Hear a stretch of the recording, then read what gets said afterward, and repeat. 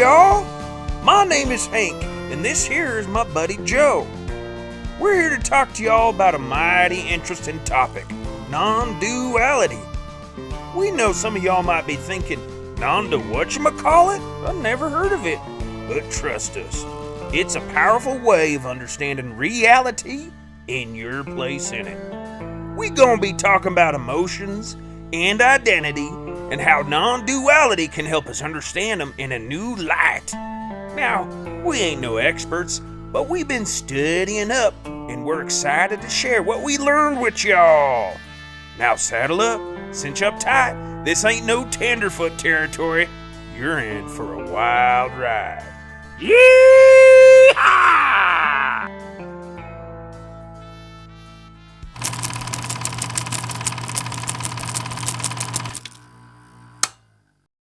Okay, let's go to Thomas.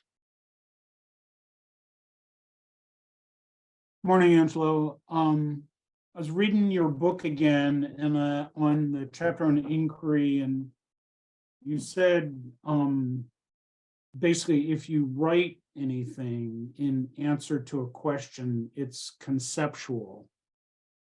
It's a concept. And so is the better way to do inquiry than verbally with someone? Or I'm used to doing it writing, and I always remember Adi Shanti said he went to a cafe and would write sort of part of his awakening, which I've been doing. So that's my question. If not writing, then how would it be in Sure. dialogue? Yeah, so just to clarify, in the book, I don't think I quite said that if you answer a question through writing, it's conceptual. But what I said was, if what's going on in your experience, in your internal experience, let's say you're sitting by yourself, there's something going on in your internal experience. If you can write it down in words, then it's a thought. So it's not a pointer to tell you what to do or not to do in your own practice. Like, I'm not saying, don't do spiritual autolysis, as what's his name would call it, or as Adi Shanti talked about. I think it's actually valuable to write things and to kind of deconstruct. Sometimes that process is valuable. So feel free to do whatever you want. But if you're ever up here, if you're ever sitting there and you're feeling like, I don't know what I'm experiencing. Is it real or unreal? Is it this or that? Oh man, that's a thought. That's a narrative. It's a narrative in my mind, that I actually don't know what I'm experiencing. That's a thought that's distracting me. And all of a sudden your attention can turn directly towards experience. Yeah. So that's really all that is to kind of help. It's a bit of an attunement to help people when they're just up in their mind and they can't tell what's a thought and what's not a thought. Well, the confusion about what a thought and what a thought isn't is itself a thought, right? If you're analyzing, well, is that a thought or not a thought? Well, that's always a thought. The analysis itself is a thought. So it's something to hold lightly, like everything else I say, but that's kind of what I was getting at there, that if it sounds like a narrative, if it can be written down, if it can be put into words, it's essentially a thought, right? Because you can't write down what's in your visual field. What you actually see there, there's no way to write what that is. You can write what your mind thinks it is, but you can't actually write what it is. So that, again, hold things lightly. Don't ever totally solidify anything I say, but that's generally what I was getting at. Josh may have something to say about it too, or not. Yeah, I see. Attempting to describe experience, language just doesn't really do it justice. And I think Angelo and I have had that conversation many times. I would say something that can be useful for people that are just starting to engage in self-inquiry is just allow themselves to free form write. And just whatever comes up without judging it, and just allow it just to come out. And, I did that for a while. In fact, that was a lot of the conversation I had with Angelo. It was just expression coming up and me doing my best to filter it through language. And I think I went back through some of our text messages and I was like, oh, okay. So, I think it's just getting into a place where you're okay with anything that's coming up without attempting to conceptualize it or land on what it is. So, that might be a decent enough practice for you. It's also kind of fun because there's no judging it. It's just coming. I'm also noticing, starting to write, kind of focusing on personal problems, so to speak, and then actually getting broader, ideas that are floating through my mind. So I think it's probably healthy to go to those broader questions of what am I doing? What do I want? Where is this going? As opposed to personal problems. It feels right to me. Yeah, that's the beauty of this kind of this writing free form and so forth is it does show you something. It does take you somewhere. It takes you on a sort of journey. And maybe you could say, who knows? Maybe you could say it's the unconscious taking you on that journey, but through language, we're bringing the unconscious into consciousness or whatever. But that feels right to me that it starts to get maybe to more, maybe you could say general questions, but maybe more impersonal questions and maybe more fundamental questions, perhaps. But Yeah. I like that. I like the organic nature of what you're doing with that. All right, sounds good. Thank you. You're welcome. Okay. All right. Let's see who we have here. Let's go to the bottom. Maggie, San Diego. Hi. I was wondering about when you talk about being triggered, and then kind of looking, I think I kind of do it sometimes, but especially when I'm in a social situation, like not afterwards when I'm going over it. But it seems like, is that part of inquiry where you kind of look and go, what's being threatened here? Why, this reaction is coming up. It's always obvious to me that there's the identity feels imperiled, there's some kind of lack of power. Somebody's rolling over me. They don't agree, just it's the tiniest thing. So in the moment, it just seems it's kind of occurring to me that in the moment, most of the time, I'm just going to have to kind of sit there and not say anything, so I don't stick my foot in my mouth. But also, I don't want to seem like I'm, a deer in headlights either. I guess that would be okay too. But so can you just say a little more about that? Yeah, that's all Josh, part of the deconstruction, right? For sure. Yeah. Josh, do you want to start with that?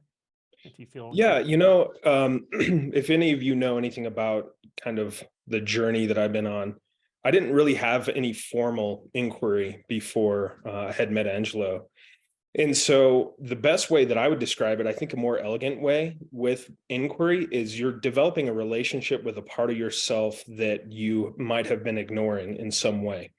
And so when you're being triggered and things like that, being aware of that trigger, just observing that trigger is a very, very powerful and fundamental form of self-inquiry.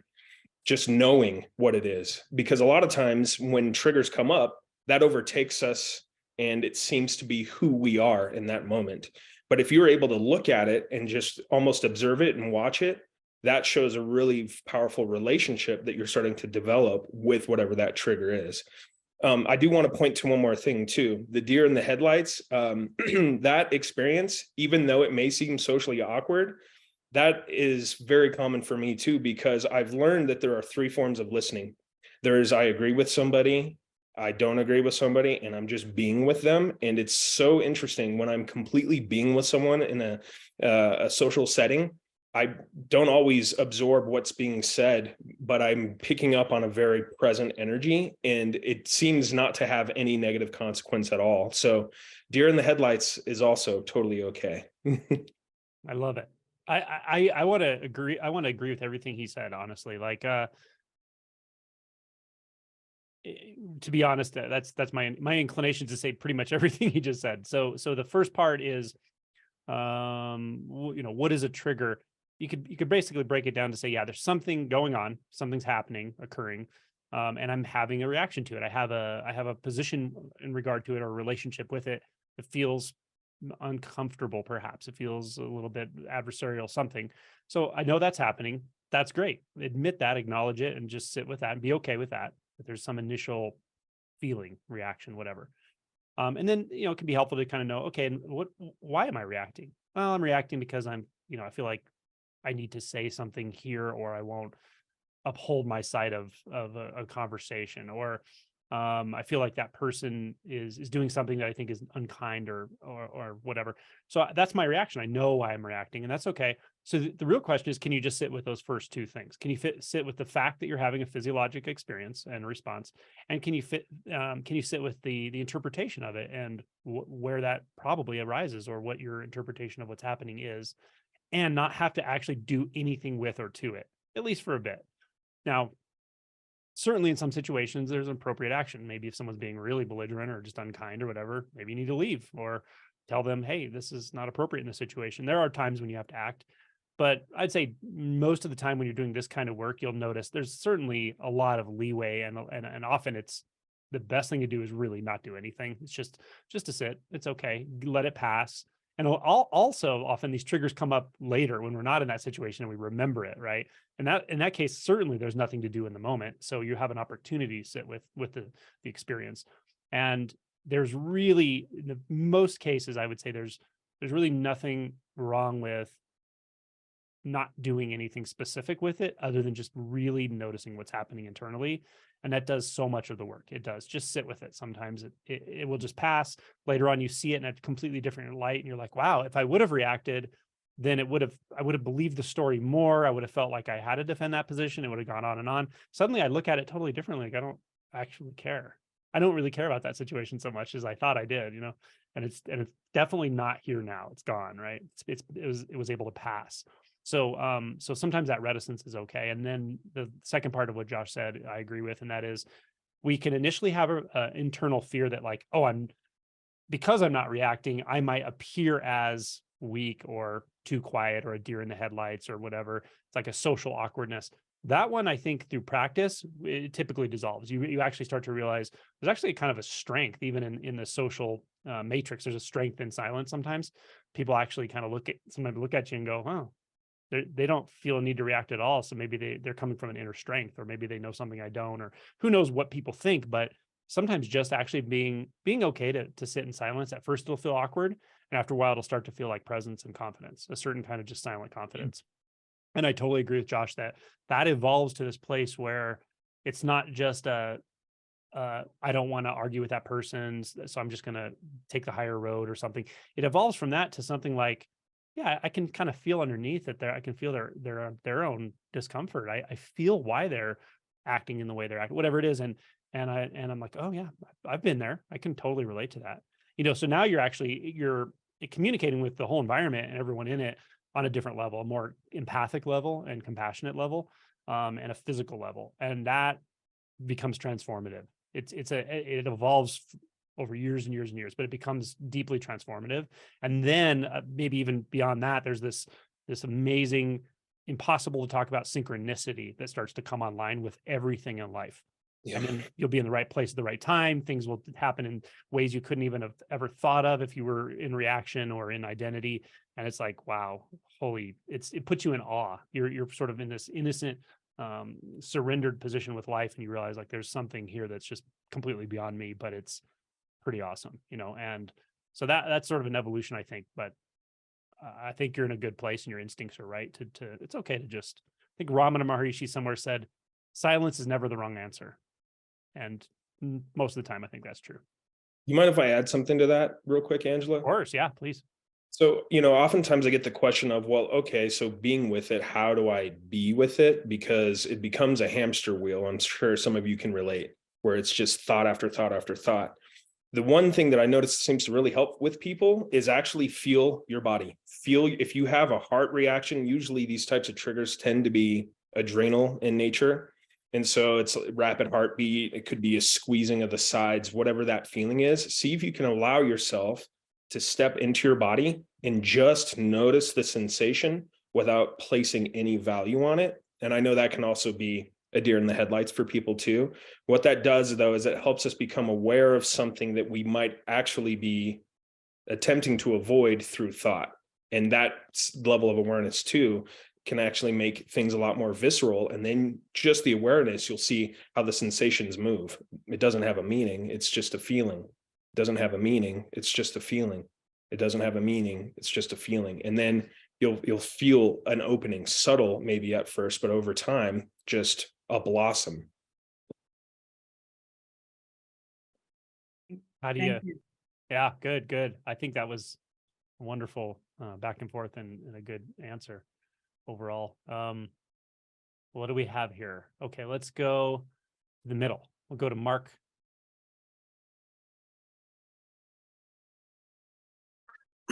Hi, Angelo and Josh. So I for some time now, I've been going through a process of kind of becoming disenchanted with the thoughts about the future or the past, or and also just kind of gradually starting to not believe them anymore, just to kind of see that they're imaginary, they can't possibly refer to what they claim to, because that doesn't exist right now. So that's been going on for some time. And then a couple of weeks ago, I had like a so brief experience that I don't think I actually experienced it. I think I just kind of like registered afterwards or something, where it kind of felt like my mind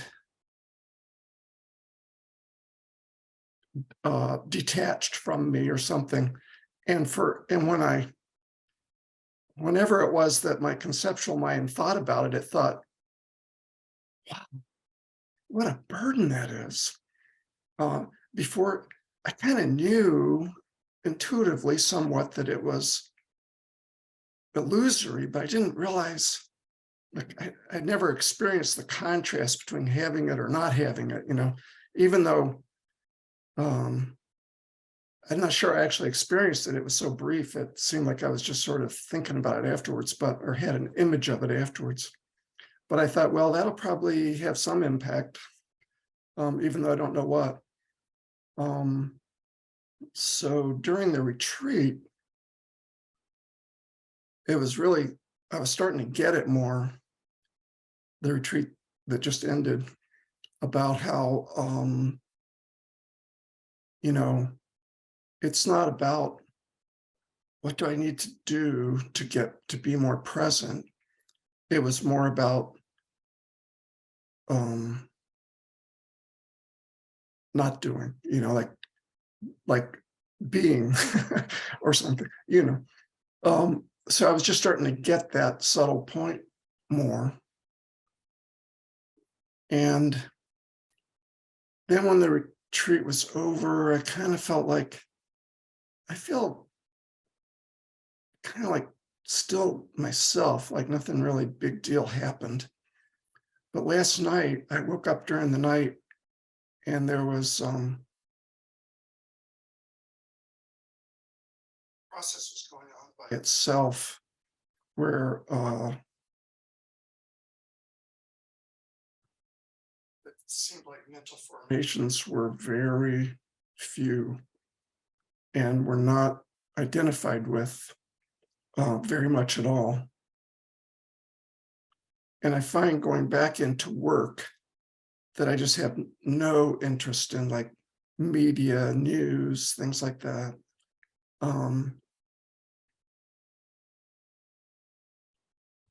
So I know that there's like a process that's happening when there's enough space and silence. I also know my family's coming back this evening, and work is like, trying to exact its toll for my taking time off. And so I've been kind of wondering, I wonder if I should try to also do a practice like Mu, for example, because I kind of played with that a little bit recently. I just kind of like the way it just sort of gets to the point, or away from any point or something. But it also is an effort, not I don't doubt that if you work with Mu, that's just something that you work with and you understand it better. Also, I'm not really interested in engaging a Zen teacher about it, I don't think, because I really admire and respect Zen, and I like it, the fact that there are people out there who want to continue the Zen tradition, but I don't feel a need or responsibility to continue the Zen tradition myself. Anyway, so I guess I'm really sorry. I didn't want this question to go so long, but I'm just wondering, should I just kind of wait and see what happens, or would it be useful to, at times when it seems like I'm getting sucked in, do something like Mu or something like that? Okay, so I have a few reflections for you. One is what you described to me sounds quite like a cessation event. Now, some people have very strong beliefs about what a cessation event is based on Buddhist belief and so forth, but it's very much like that. You don't have to call it a cessation event, but it's very much like that, where there's no content. So you come through the other side. Apparently you come through the other side, and the mind will try to turn it into something or remember, but there's literally nothing there. And even if that seems like just a moment or a blip, or like you don't know how long it was because there was no one there or nothing there to confirm anything, it's actually a very profound thing. It's a very powerful thing, and it brings what it brings back with it into your life. You can't know, I can't know the implications of that, but they're far reaching, and they're deeply reaching. And I can see it in the way you're even speaking right now, like compared to when I've talked to you before, it's very obvious. So that doesn't matter. None of what I'm saying matters. You don't need to like collect that as data and use it to identify yourself or anything like that. It's just, it's irrelevant actually, but that's a significant thing that occurred. Energetically, I can feel it. And so what I'm inclined to tell you is, don't try to get your mind around any of this anymore. Any of it. I mean, in the particular, what happened to you in that moment, what happened after, what happened at retreat, and in the grand scheme of things of like what to do about work, what to do about this and that, don't worry about it. You don't need to worry about any of that anymore. It will take care of itself. It will pop up in the moment, and you'll either know what to do or you won't know what to do, but it's fine. So that's my inclination, is like something often comes through the other side that still wants to like put it in a box and go, here's what happened, here's where I am and all that. But at the same time, that apparatus itself has no foundation anymore. The foundation has been stripped away largely, so it's not going to function well. It'll never function well. So you never need anymore to reflect back and go, how am I doing? Where am I going? Should I need to practice? Should I not? What should I do about the practicalities of life? That part of this is kind of over for you, I think, largely, to be honest. Now, again, it will come up in the moment, and you'll deal with what you deal with, whether it's work related, practice related, family related, and all that's fine. But there's some tether has been, I'm just talking from instinct, so do what you will with this, but some tether has been severed now for you energetically. I can feel that, or it seems to be. So the mind's job of orienting you to life or to practice and all that, it just can't do that anymore. It's not going to be able to. So just be okay with presence. However that happens, and it doesn't mean there won't ever be a practice. You can practice something, but a practice for you would be something like, when I orient to Mu, all of a sudden there's literally nothing, and that's it. And that's it. That's the orientation. Done. Practice is over. It just appeared in the moment and disappeared again. It's very singular and very momentary for you now, probably. So that's, if you can vibe with what I'm saying, then that's really my message. Mu does not have to be effortful at all. Post a shift, like there's been a shift, obviously. So beyond that, Mu is it's not like you have to pour your whole life and soul and energy into it like you might before awakening. It can be an attunement after awakening, where it's just the simple attunement to the non-conceptual that opens up to something deeper that we can't even talk about, and yet we can't deny either. So that's what I feel, just based on what you said. Thank you. You're welcome. Yeah. I don't know if Josh has anything else to add. Yeah, so Mark, I think you have a lot of great intuition that's already come up, and some insights have already arisen for you, and it's just a matter now of just allowing. You mentioned a few times, like, what do I do? What should I do? I think Angelo pretty much nailed it, where that process, the dharma, the formula, whatever it is no longer going to be the thing. It's more along the lines of, now where can you be? Can you allow and just continue letting it develop on its own?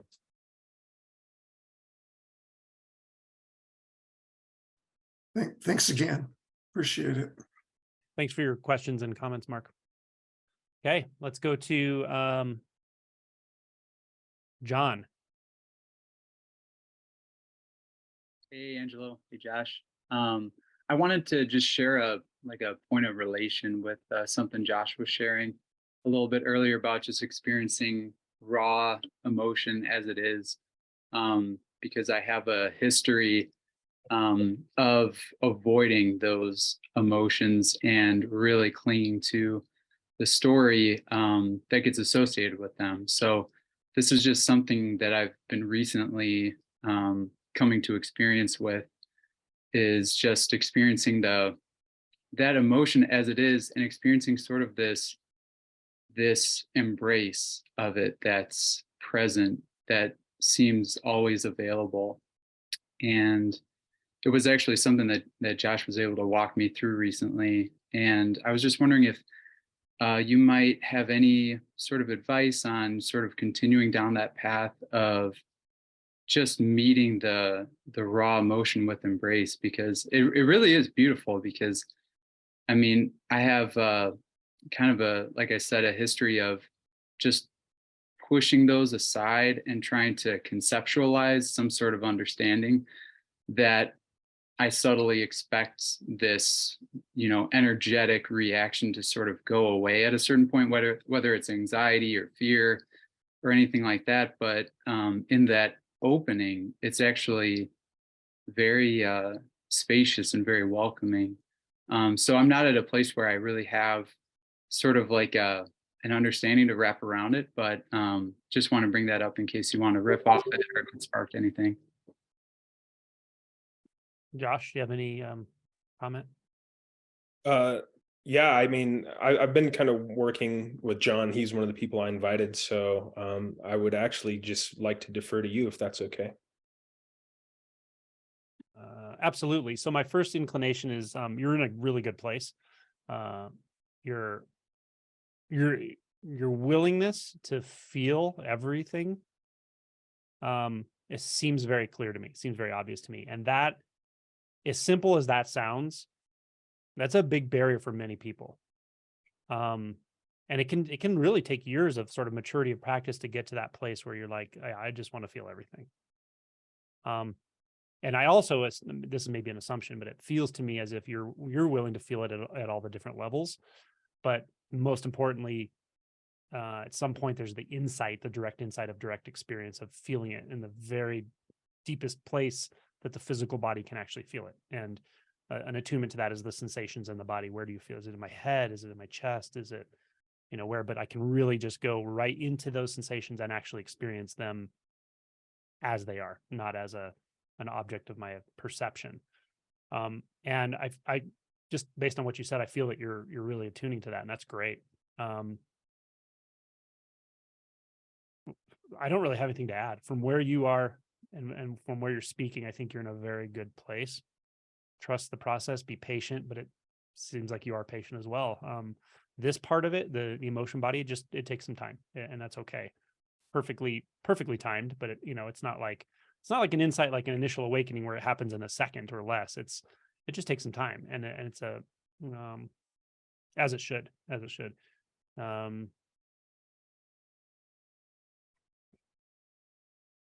No, I just want to commend you for the work you're doing. Not everyone's willing to do it, but you are, and that's wonderful.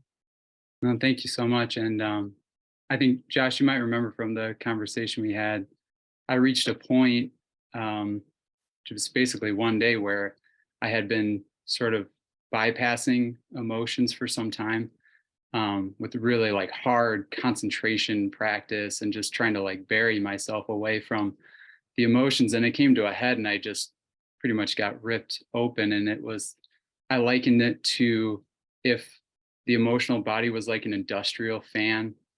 I was like life just ripped the cord out, and the blades were going 100 miles an hour and just all at once, but the blades still have to rotate even with the cord out. And I feel it now, and it's like it's kind of amazing to feel the energy of adrenaline passing through you. I have a lot of anxiety about, talking in front of people or sharing in a vulnerable way.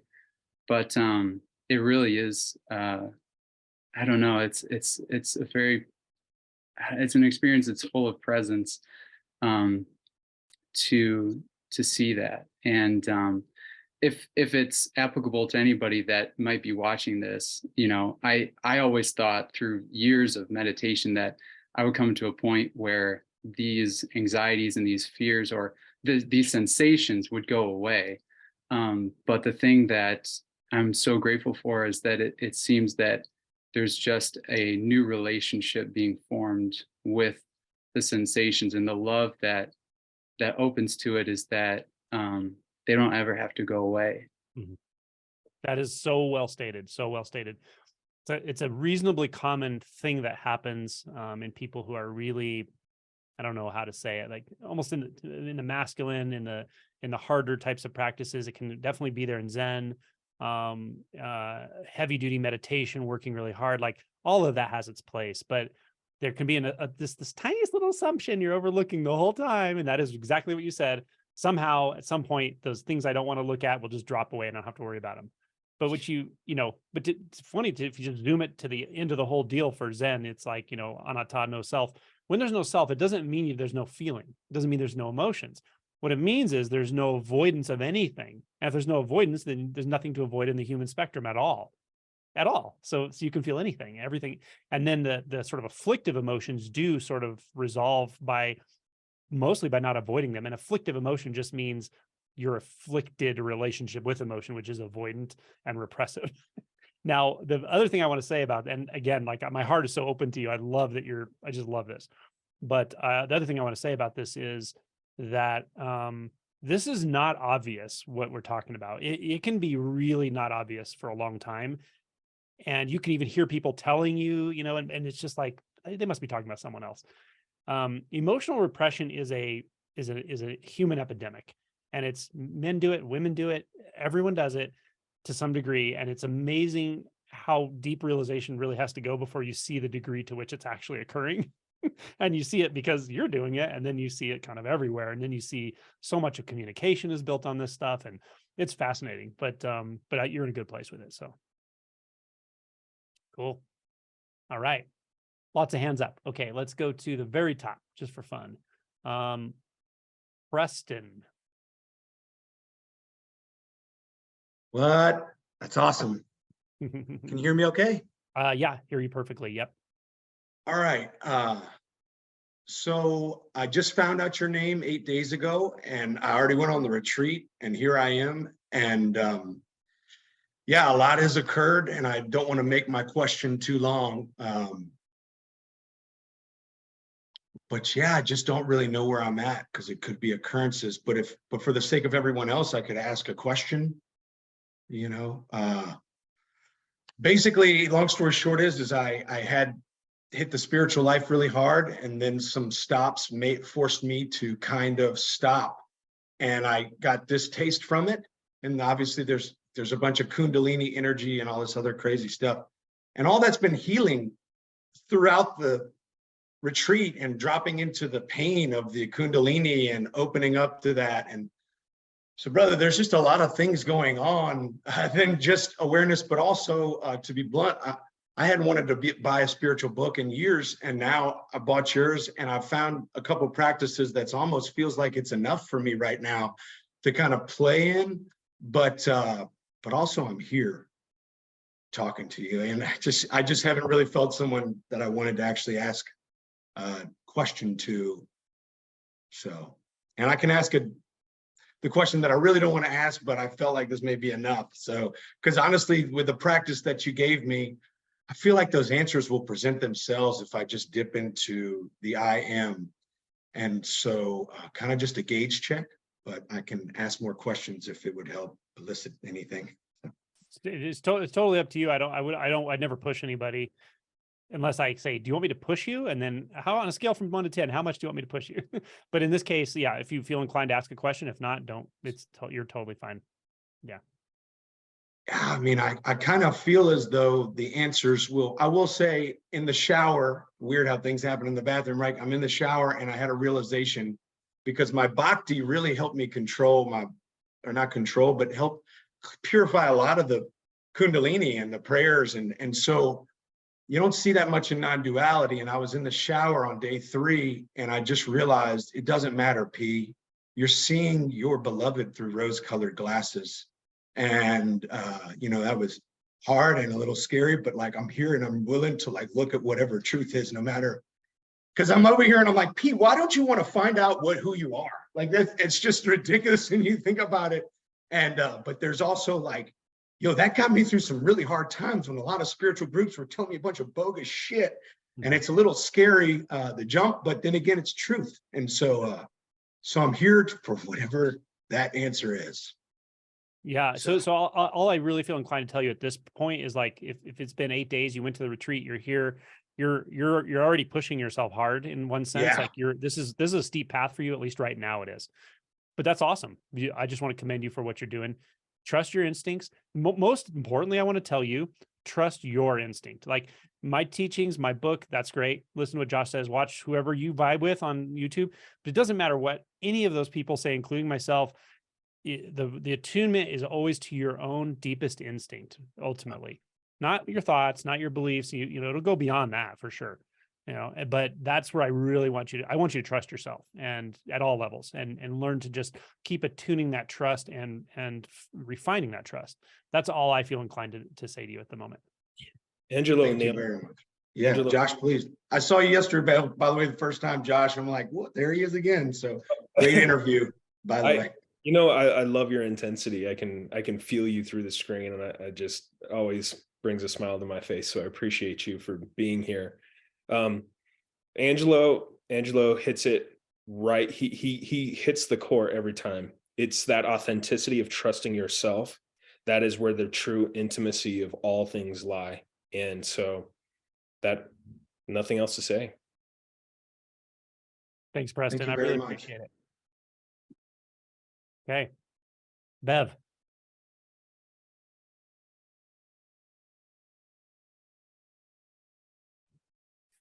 Sorry, my face went away so fast. I couldn't figure out how to unmute myself. All good. No problem.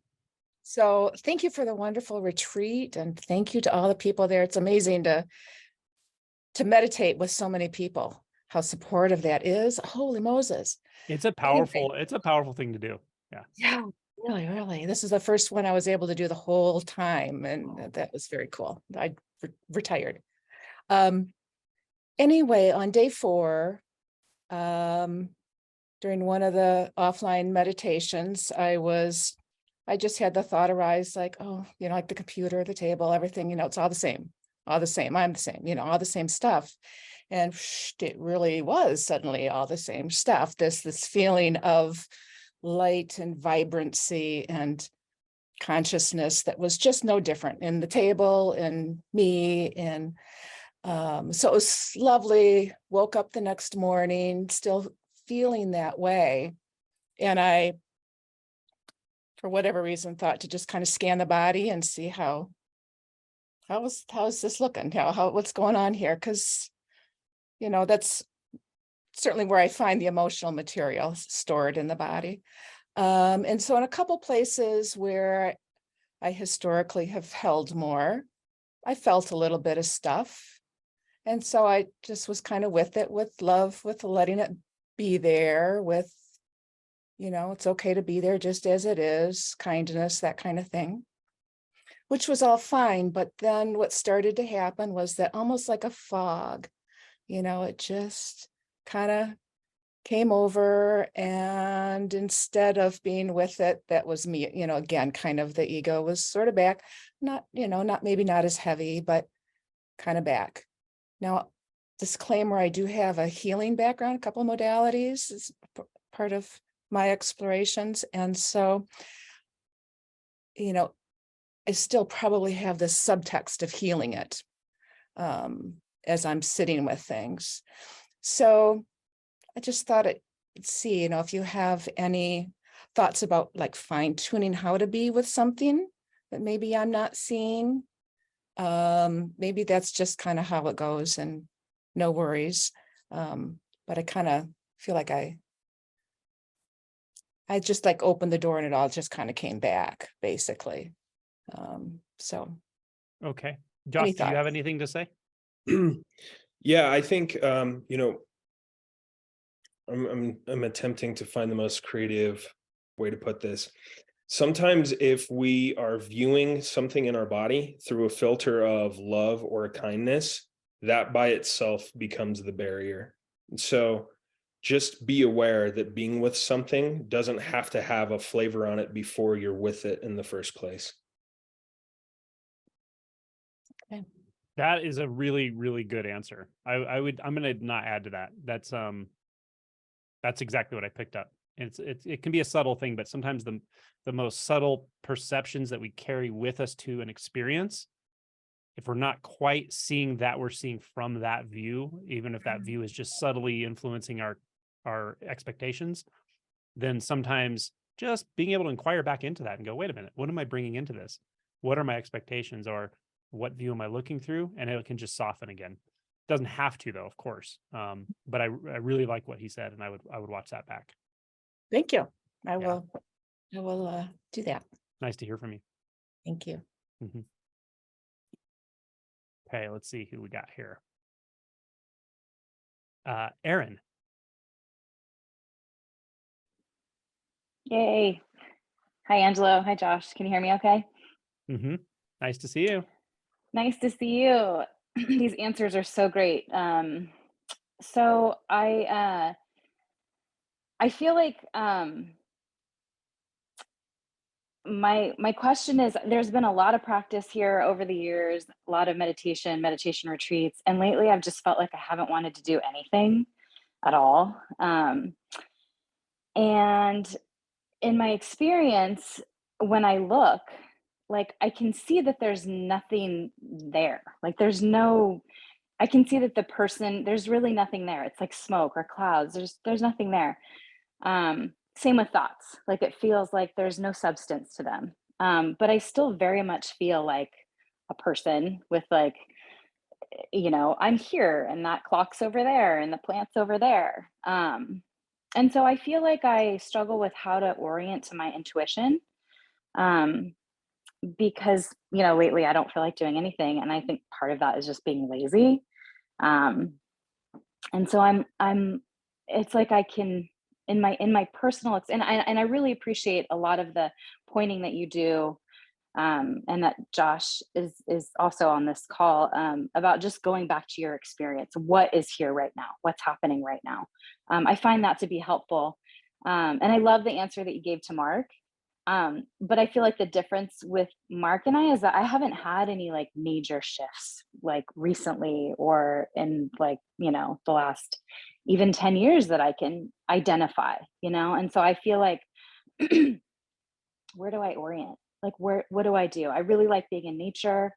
I feel like the meditation practices and the retreats that I've done in the past are great, but I feel like, is it enough? Is what's happening? I generally feel like the sense of me is thinning, but yet here I am still, if that makes any sense. Yeah, I get it. I would suspect you had some shift in identity, even if it was years ago, but I don't know for sure. And it doesn't really matter that much, right? From where you're speaking, there's this kind of, two components to what I want to say. One is there's a kind of spiritual desert that kind of pops up sometimes. It can happen before awakening. It often happens after awakening, where you just go through this period where the sum total of all your old motivations in life that drove you to do everything, or seemed to, including your spiritual practices, they just seem to have been really kind of false. They just were like up here. They were of the mind, and they were expectations that didn't make sense and competing agendas. And when that stuff falls away, it's like you can definitely feel that kind of, I don't really know where to orient or how to orient, or even if I need to orient. It's a little bit, you could say it's a little dry, perhaps. It's neither here nor there. It typically comes and goes. It's not something that typically stays forever. It doesn't. But the other thing I'm inclined to tell you, though, is actually, when you said something about, I definitely feel like I'm a person here and there's like objects out there and that sort of thing. When you start to look into the subject object construct, the sense of actually being separate and a formed being and there's other formed things out there. When you start actually investigating that directly, it has a different kind of juice to it. It's not what it's not of the flavor of that sort of unmotivated, like I don't know where to orient sort of thing. It's more like discovering a jewel right in front of your face, kind of. But you don't discover it immediately. Sometimes you have to really dig for it, but it's right in front of your face. There's something right now that's right in front of your face that's always been there. You may have tasted it at various times, but it's waiting just to be uncovered. And in one sense, it's the most subtle thing. At first, it's the most subtle thing. But by actually starting to become curious about it, however that happens, I can't tell you it's important to become curious about that. You have to find it yourself. By starting to look into that nature of dualistic perception, it can become really juicy in a really pretty wild way. It's not something I can even talk about because there are no words for what I'm pointing to here.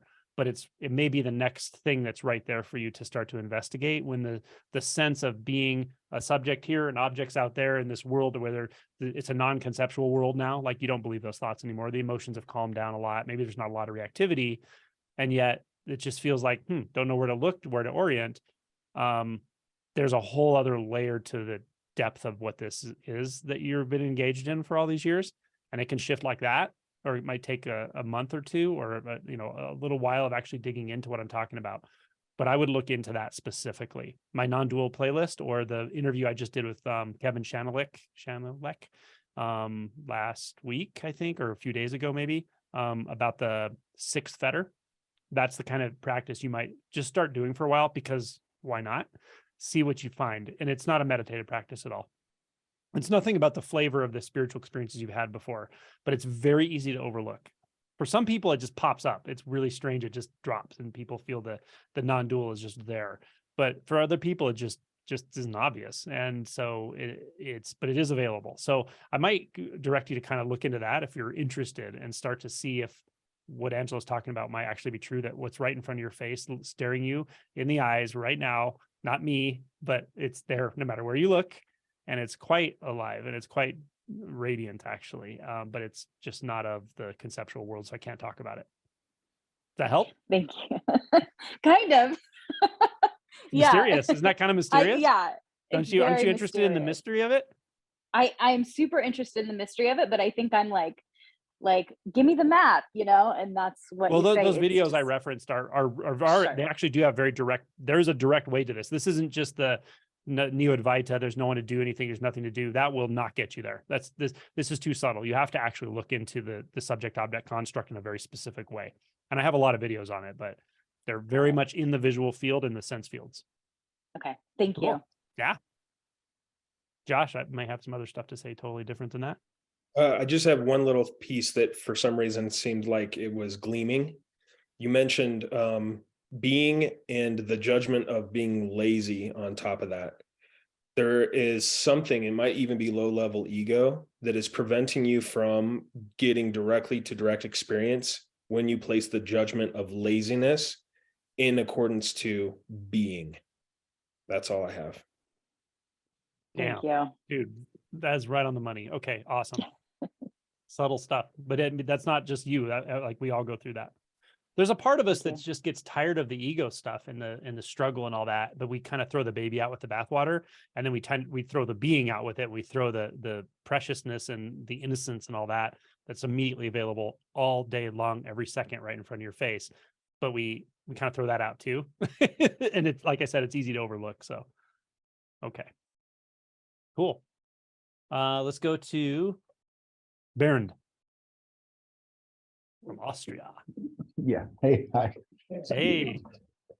Yeah, I actually had to take notes because I'm not trusting my thoughts at the moment very much. To remember everything, I also took part in the retreat that just ended.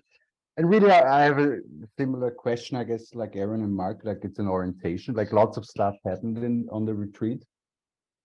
Like, for example, and a lot of stuff seems relevant now, but they seem like quite different directions I could go in at the moment.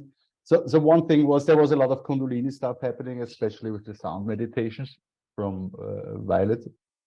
But that is there for, it's a little bit different, but that Kundalini stuff is there for years now. Before that, I think I identified a core belief of mine that I shouldn't be seen. No one should ever see me. And today I went back to work, and it really gets triggered at work. Like when I just think about talking to my boss, it gets really emotional. Like somehow they will find out that I'm a fraud, that I don't know what I'm doing, which isn't true. And actually, what since the retreat 2 days ago, I can't look away from the emotions. So at lunch break, I just sat with it, and it was really intense. But it just, I just sat with it. It's fine, and I think it's connected with the I shouldn't be seen. That's the fear that protects that part or something like that. So I do that now. Yeah, that's one thing I do. And another thing I did at the retreat, I was in a random cabin in the mountains in Austria, and I hiked to the supermarket for hours. Actually, what I did for hours is every time a thought came, I said, "That's a thought. That's a thought," for hours. And at one point, I needed to stop. And it was a thought again, but the thought was, I will never arrive at the cabin because I'm here now, and arriving at the cabin is a thought in my head. So it will, literally, I will never arrive at the cabin. So I should, yeah. So that was the thing. So in meditation now, when it just comes, and it's obviously a thought, it's just thought. And yeah, stuff like that. So that I resonated with that a lot. Then I resonated a lot with the sound meditation.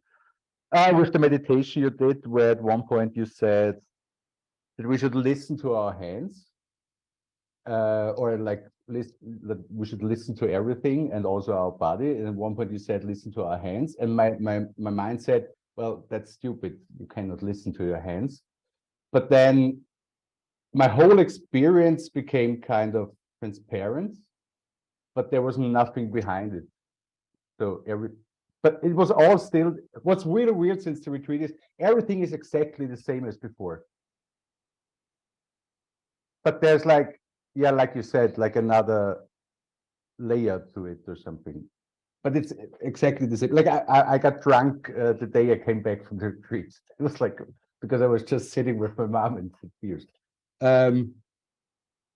Yeah, to not make it too long, another thing that really resonated with me when you said that, yeah, you can just go there. And I think I know now what you mean when you say you can go there. So really my question is, should I just follow my intuition day to day, moment to moment? Like if an emotion comes, sit with it. If the thought saying it's a thought comes, I should do that. Or should I just chill out for a while? So yeah, should I just go? So should I go with the intuition, take it moment by moment, or should I be even more rigid and more going into it? That's the question, I guess. I have a brief answer, and then Josh can answer. But my Okay. inclination is to say the latter option of be more rigid. No, I don't feel Okay. that instinct based on what you're saying at all. I think you're in a good. Okay. I think you're in a good place actually, and that insight that you're talking about is funny because it is like that. It's so subtle, but it does make a big difference because you said everything's the same, and I can feel. And the next word is, but it's not quite this. It's like you're seeing it differently somehow, and it's interesting, isn't it? Yeah. Yeah. But now it seems. Sorry, but now it seems like a memory from the retreat. Yeah. But then I'm saying, yeah, but that's a thought now. The memory is a thought. That's true. That is true, actually. Yeah. And so it of course that insight doesn't come and go. It's always here. The truth of let's say just say it this way. The truth of non-duality doesn't come and go. Yeah. Our attunement to it, our distraction into the mind can come and go and will. And so that the clarity of that can deepen for sure. It can come forward in your experience more in more places and more experiences. So that's why I'm disinclined to tell you to push hard or anything. It's like, no, this is about being open. This is about being available, essentially. So that's all I have to say. Cool. Yeah, Angelo, actually, I was thinking the other day, somebody was talking about Schrodinger's cat, and I was thinking we should dub like Angelo's cat, where once the cat is out of the bag, it cannot go back in. Yeah, okay. But one thing I will say is, okay, the sense of feeling things going back to feeling normal if you are allowing yourself to become more vulnerable and more intimate with the moment, you will start to see that the normality of your experience is an expectation that you've set up based on past experiences. So if you allow yourself to follow your intuition, like you were asking, you will get more and more attuned to what's happening currently, and things in every single moment will cease to feel normal. Okay. But they also, this is why we have to be careful, though, because even the mundane, there's something beautiful within the simplest of things. And that can be challenging to express and describe, because some of the experiences of non-duality seem very vivid, but it tends to go like this. And when Angelo talked about the desert, it can be like that. It's just this flow. And if you're with it, if you're this way or this way, then it's just you're with the flow the entire time. And the best way to be in that flow, my friend, is trust and follow your intuition. Cool. Great. Thank you. Thank you for your questions, Baron. Okay. Let's see here. Lumina.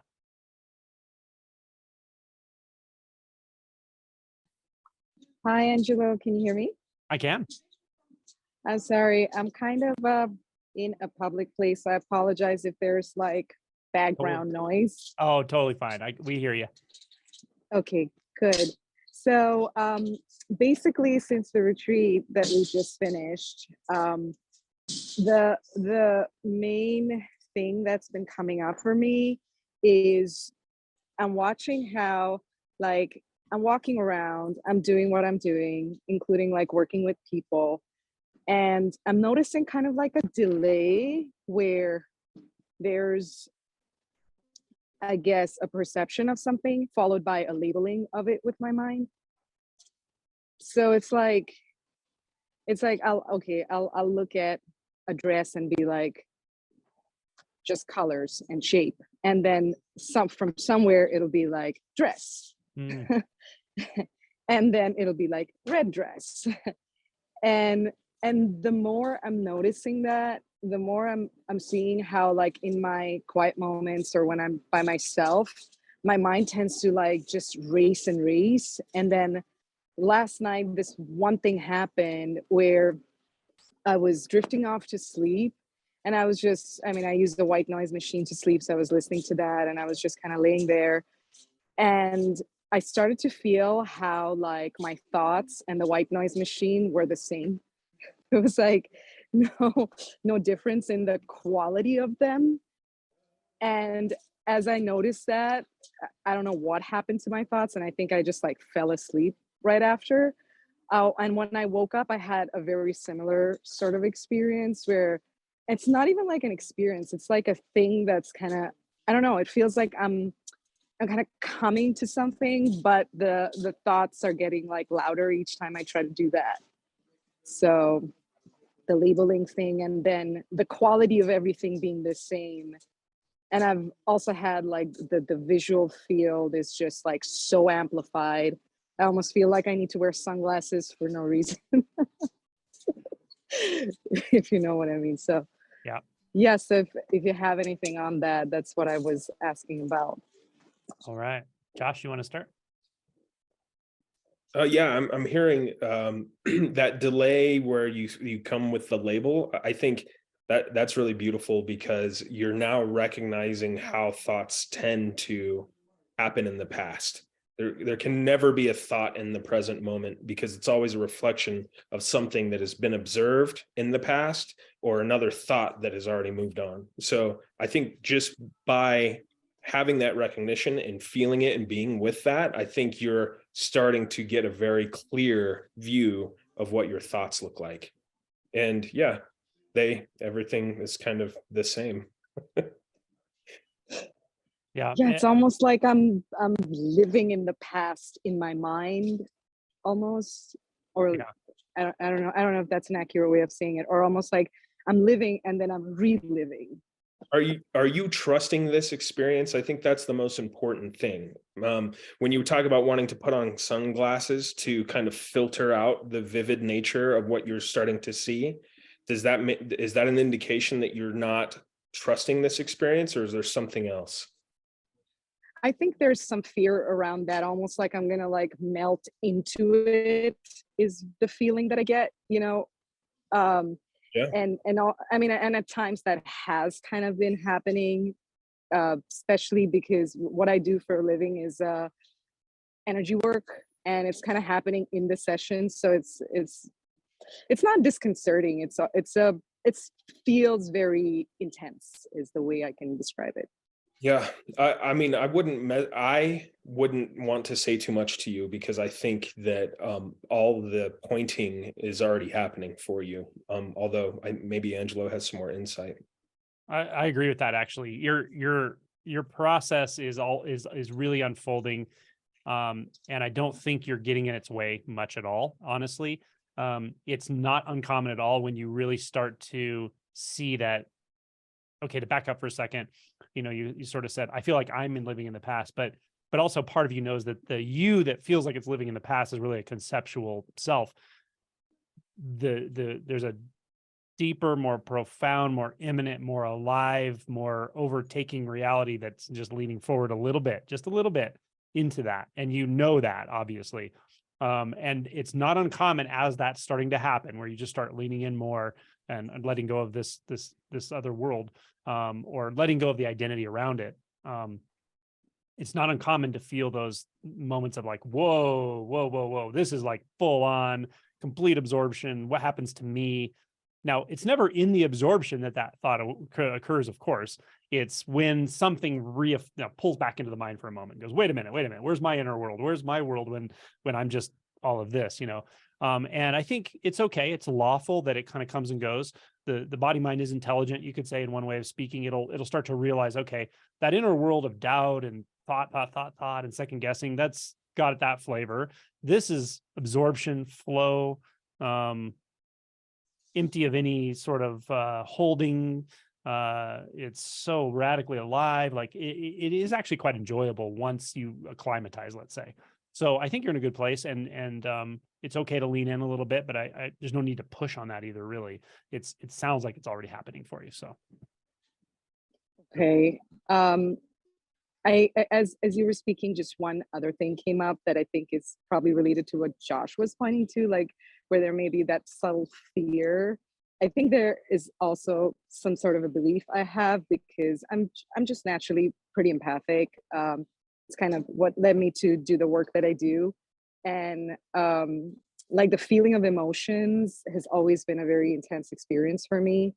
And then now it's almost like, well, there's nobody whose emotion I'm feeling. You know, it's almost like, especially when I'm working with somebody, before the experience was like, okay, I'm feeling they're holding this emotion in this way in their body, and now it's sort of like there's this burst of emotion that just comes forth, right? And it'll make me want to cry. So I almost feel like there's some kind of belief around that. I don't know quite what that is, but there's something around that maybe that's like stopping me from going forward. But I mean, I think what you guys said is great, and maybe I just need to like let it be and let it happen. you could always write out about what you just said, write out like, okay, well, what are my real fears about this? Like, what, in practical terms, what am I afraid will happen if I'm so surprised by emotion that it just takes over the body for a moment and there's no preparation or context? It just comes and goes. It's not about me or this person. It's just in one sense, it's like the whole environment emoting. What are my concerns about that? And, you know, and sometimes just writing it out and going, oh, I'm afraid that if this happens, that happens. Okay, that's based on this memory I had. And then sometimes that just softens when you realize like, oh, it's just these old echoes of concerns. Because I can tell you in practical terms, it works out just fine. It works out more than fine, because it's like the vessel for everything now is infinite. The capacity is infinite. The bandwidth is infinite. Really, it's so far beyond the self structure, but the self structure gets intimidated by that because it wants to know, how's it going to be? What's it going to look like? But you can't really know that. And you never did anyway, right? We can't predict the future, and we can't, you know, so it's a mystery. There's a mystery around all of this, and it's a wonderful mystery, but it takes a little time to just sort of settle into it. I think that's basically all I got. Thank you. That's helpful. Thank you very much. Appreciate it. You're Thank you, welcome. Josh. Of course. Okay, let's go with David. And I'm going to let Josh do this one because I have to run to the restroom really quickly.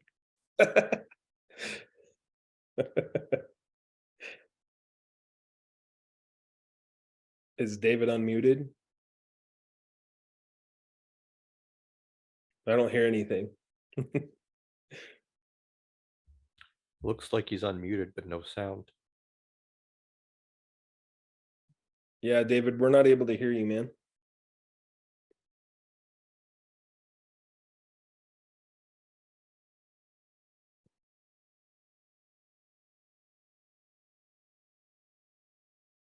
I think, okay, I think just to move it on, let's go, is it Johan? And then we'll see if we can come back to David to see if we can figure out what's going on with the sound. Does that work? Sure. Hi, everyone. So I come from a little bit different place. I assume no spirituality, no retreats. Things have happened the last couple of years that, yeah. So short backstory. I had a experience when I was like around 25, which was what I could describe as, or could be described as no self. For 6 hours, it became, after unexplained, and after some time it's became a little weird, and then that was kind of end of my spiritual journey. And I've had anxiety all my life, so eventually, well, when the psychedelics discussion started, whether that could help with anxiety, I wanted to try that. So 3 years ago, I did my first journey, and I repeated those. And the journeys themselves are really irrelevant. They can be spectacular and so on. It's not the insights, but from that time, there has been a number of shifts, and those shifts has been permanent, and in most cases also deepening over time. So the first thing that happened was that my filtering of sensory input disappeared, or was very much opened up. So I don't have this almost ability to focus. Everything is just happening all the time. So my tinnitus is always there. The squeaking of the chair is always there. The body, the feet, how it feels to the floor is always there. So I can get lost in thought, but for a while, and then I come back to all this, and it's always this full on experience. And the next thing that happened was that the sense of doership disappeared. So it was obvious that I wasn't doing anything, and everything happened without any effort. Pain happened without effort. Worries happened without effort. Like, yeah, going to work happened without effort. Like even effort happens without effort. So, and these things have led me into kind of trying to figure out what this was. So I started looking on YouTube for videos and so on, and eventually I found Lisa Cairns, which was really helpful. And then before Christmas, I saw this interview with Angelo, or I don't know who interviewed who, but it doesn't matter. I thought it was interesting, and I checked out some of your videos, Angelo. And immediately, one of the first things that you said was this: consciousness is a concept. And it was like, wow. And then I don't know if this was in series, then you said, or if this was different videos. And then you said, it's like consciousness is like a TV, like a movie screen, or this is my impressions or remembering of it. So I'm not even sure if this is how you said it. And then I have this weird experience of actually starting. I felt like I was rotating from the screen, which has been in the back of my head here, and I was moving my attention out forward. And suddenly that sense of subjectivity or it's no longer there. It's only what is here. So I'm kind of in a really good place. I feel I'm home. There is no sense of regret or shame or guilt, or all those things are gone. Emotions can come, or shame can come like someone's hitting me on the cheek, and it literally takes 3 seconds and it flows through my body and it's over.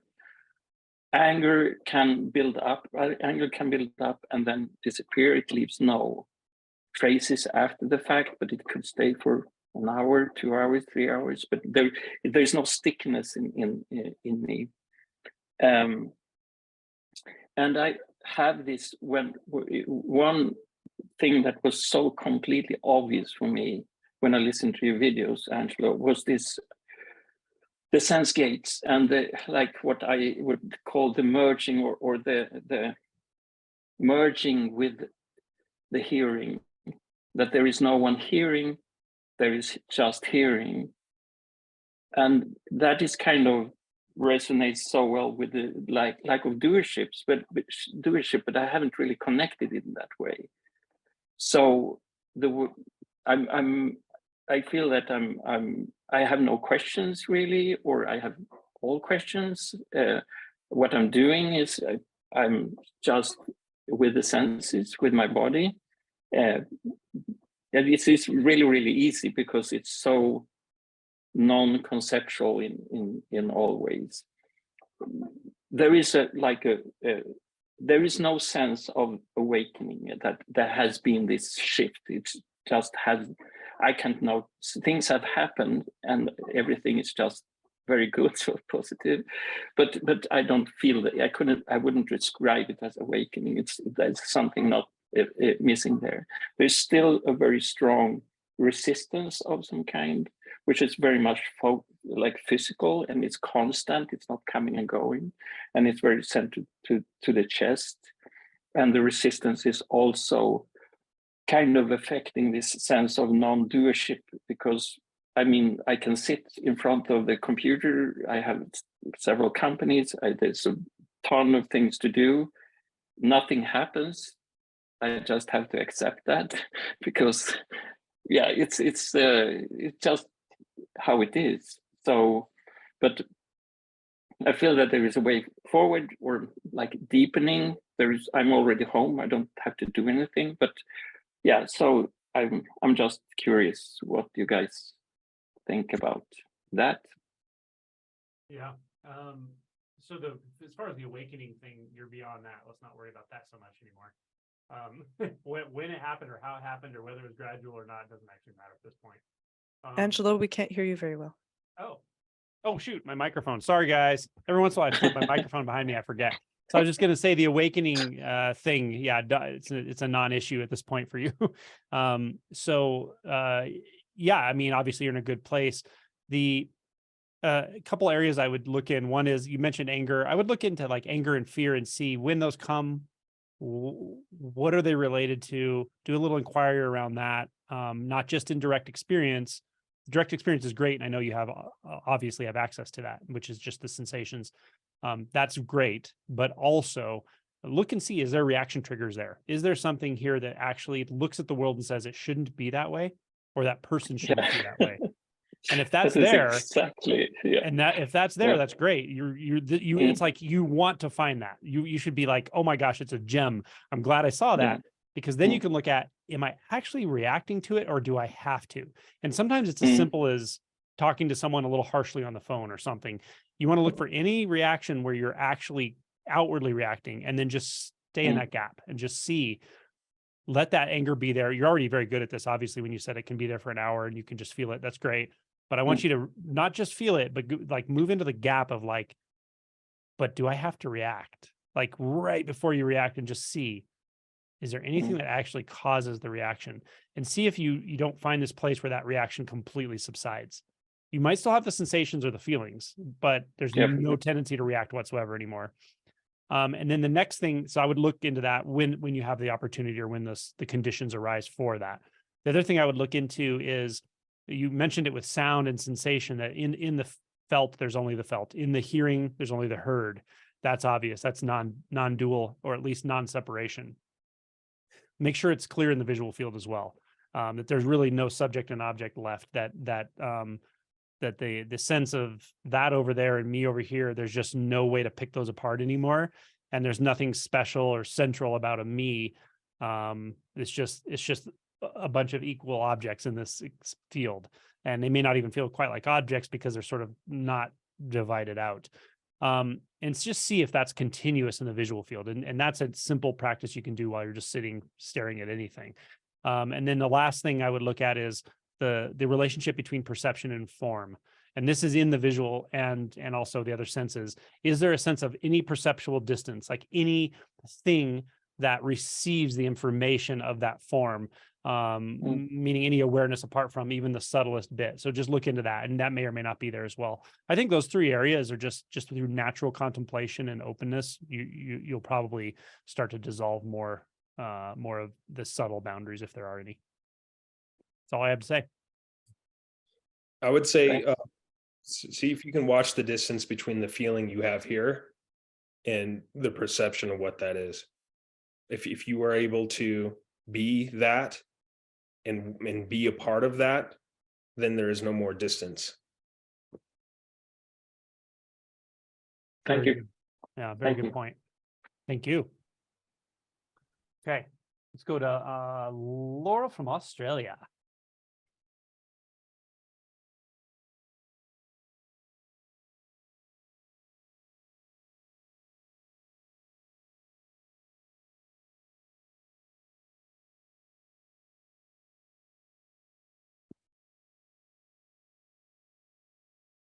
She's still muted.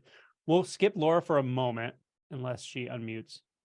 I think I got my mic problems. Okay, we're good. We're good. Who's talking, me or you? Oh, thank you. Hello, Angelo.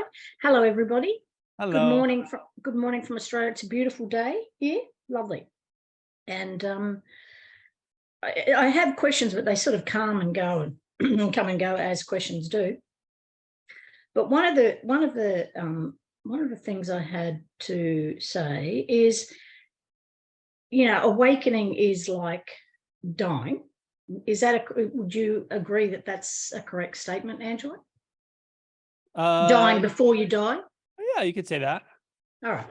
So my next question then is, if that's the case, and that's what I believe is the case about the merging that we've spoken of, whatever I think, whoever I am, that's what I think.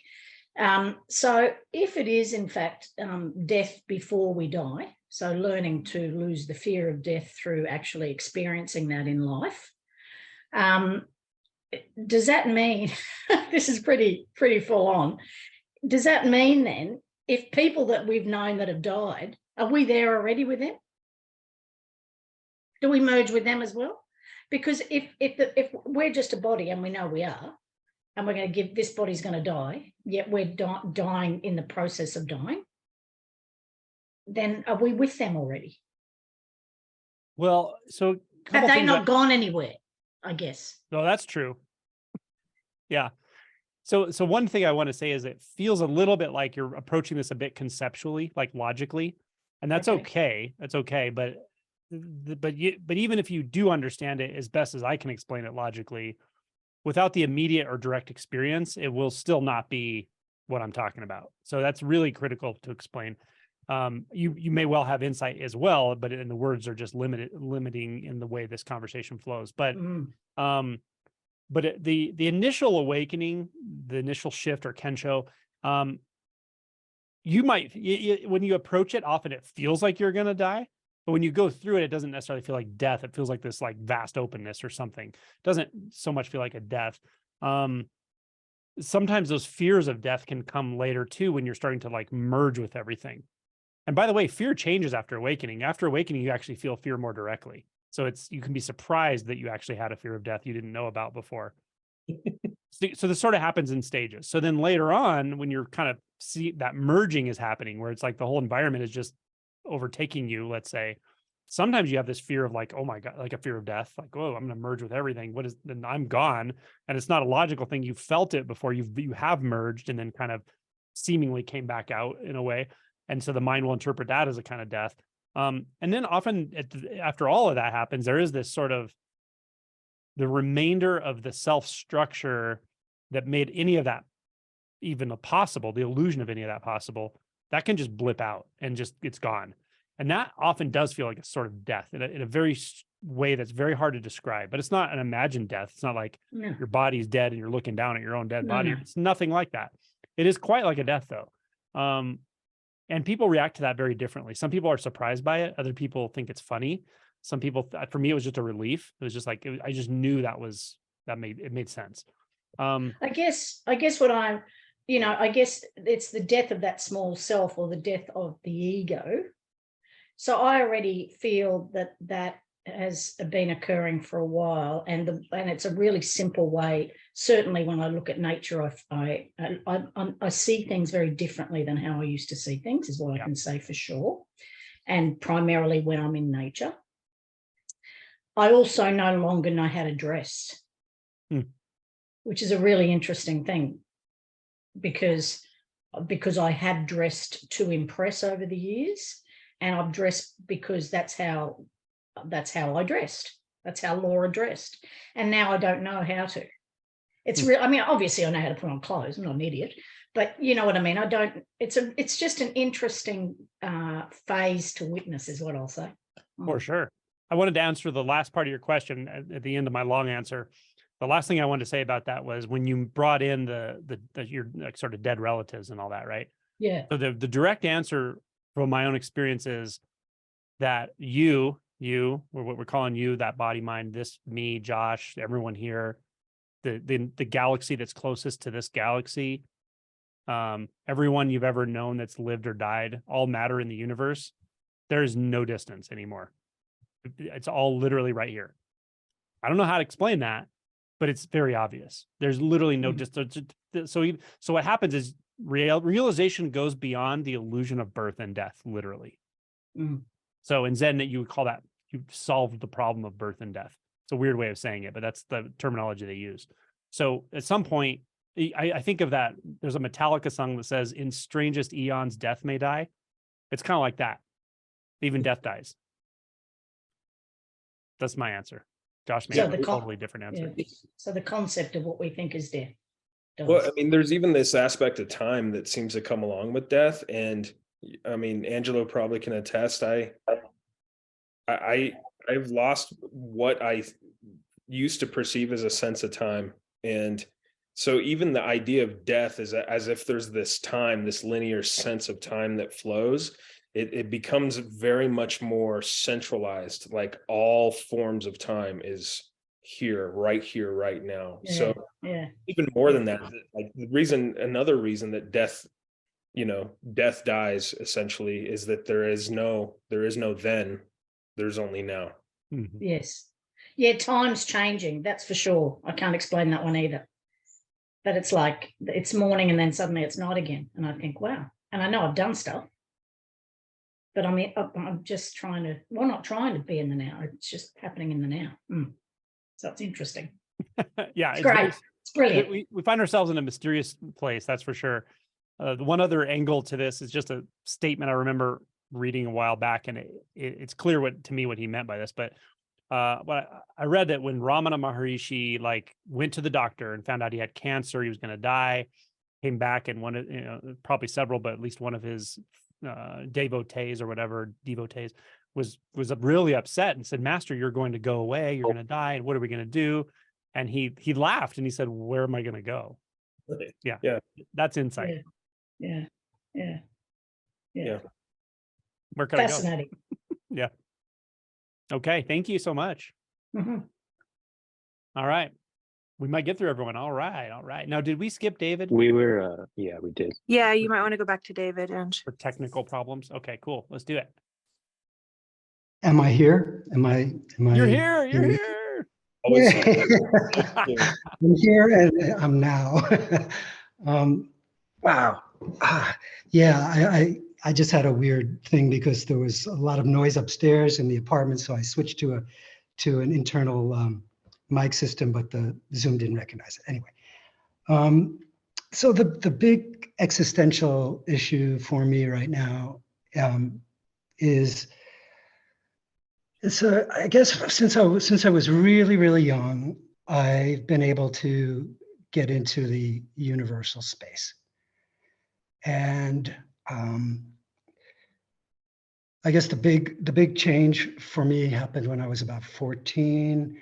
It was a really, really difficult childhood, very traumatic. And I was up in a friend's farm up in the country, and they had some acid, and I went through my death. And I had these voices come to me saying, David, now it's time for you to die. And I was very calm about it. I just accepted it. And at that point, I just got shot into everythingness. It was like mirrors within mirrors. Everything was opening at such an incredibly rapid pace. I couldn't keep track of it. It was just expansion. So since that point, which was like the time that really saved my life, because I was having such a hard childhood, just completely changed everything. I've had different other points in my life where I've experienced that expansiveness. And now doing the work through your teachings, I'm getting it to a more not controlled place, but not predictable place, but some place that it's easier for me to tune into without psychedelics and just on a moment basis. The question that I have is that it still feels like it takes, it feels like I've still got a lot of avoidance issues and distraction issues in my life, where I guess it's the pain from such a hard life at the beginning that I have when emotions that are repressed start pressing on me. I feel I just have this instant just go to the distraction. So I pick up my phone or I just go daydreaming, and I just go into that world of fantasy and distraction that I used so much of as a protection system when I was very, very young. So I guess it just feels very binary to me, where I'm either there, like I can get there so easily by just closing my eyes, or just letting myself come into it. But I can also get very distracted very, very easily, and not sure how to stop this distraction avoidance pattern. Josh, you want to start? Yeah. So before I met Angelo, I was working through personal trauma. You know, I grew up, my mom was a drug addict, and you know, we were really poor, and I had this story about what trauma was, and I was very deeply identified with this trauma, that this is me. And I remember having this insight even before I met Angelo, where it was something along the lines of, whatever I'm avoiding tends to chase me, and whatever I pursue tends to elude me. And there was this really intense moment post whatever happened in Angelo's basement. I still don't have labels. Where I started to feel a very intense, just this, felt like it was grounded from the center of the earth, this thing that was coming up through the center of the core of my body. And I remember just having this intense sorrow come over me. And I was in this place where I accept all things. I've been there since, in fact, you know, whatever comes my way is here. I'm with this. And I remember digging into tears, crying to the point where I couldn't breathe, and then just having this conceptual idea that I'm going to die. I'm going to die. And this happened, this probably went on daily for about 6 months. And I was in the bed, just, you know, crying and just dissolving. And there was this thought of, I don't want to die. And this other very low level of thought of, when is this going to end? And eventually, I no longer cared if I was going to die. And I no longer cared if there was an end. I just wanted to be it. And in that moment, it was another just miraculous opening. Everything just blossomed. And only thing I can say to you, my friend, is if there is anything you are avoiding, if you're even avoiding this binary nature, that will continue to chase you in the same way that it chased me. That's essentially what I'm inclined to say to you as well. I can just add to it. That's the core of it, and I can just add to it, a couple practical things, and that is just be open-minded or think about outside the box about any like maybe emotion work modalities that may be helpful, maybe relational with another person, maybe circling, writing things out. But look, this is in the emotion spectrum what we're talking about, and or somatic modalities. If you feel inclined to try something like TRE, or sometimes the somatic modalities just help us get into the body, get underneath things that we can't see. But really, ultimately, what it comes down to is a very simple thing, and is what Josh is talking about, that really we have to drop in this intention to face everything, and we have to drop it into the deepest level of our being and just let it go down and do what it does. Yeah. That's it. Yeah, that resonates with me. Thank you, both of you. Yeah. Thank you for your question. Yeah. Good luck to you. Thank you. Yeah. Stay in touch. Okay. Kyle P. Hey, just gotta say, Josh, you're wearing the appropriate shirt because you don't miss with these one-liners. It's like I can't keep track of it anymore. But how long are we going to the next end of the hour, or? I think we can go to the end of the hour, and I think we can get everybody. Okay. Okay. I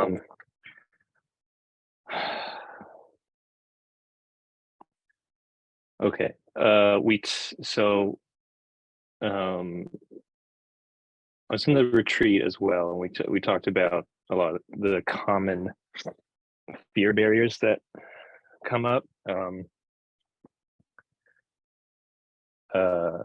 And I've noticed one for myself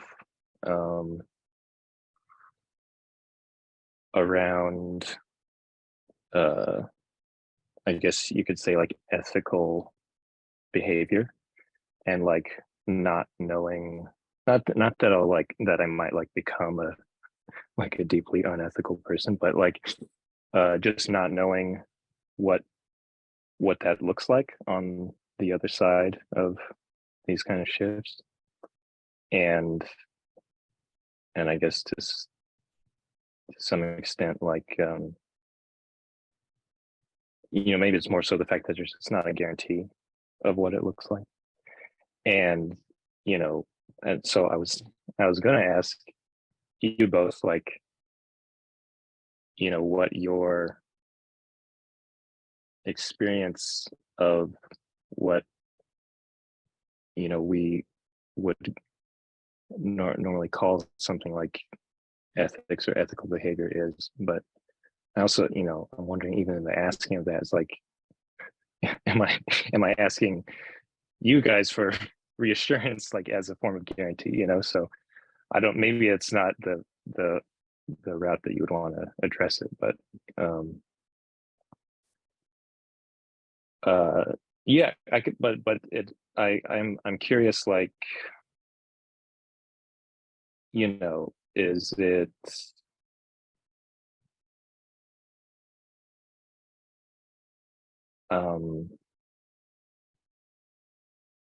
it something that is even worth naming in that way anymore, or does it just like is it just so deeply intuitive and in the moment, like so many of these other aspects of living that you guys seem to describe?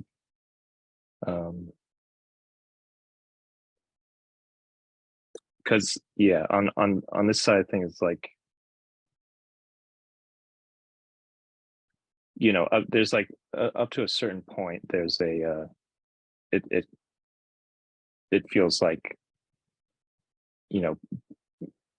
common sense can take me a lot of the way. And then there's like a threshold it crosses where it's like, I don't really know. And it starts to feel like kind of contrived and like I'm guessing what like, and like as far as even the impact of my actions, even down to the smallest thing, but I've just noticed it come up, and I'm wondering if that sense of because I don't imagine that one would be living from some sort of sense of a framework anymore or things like that. But I just don't know. So I'm curious.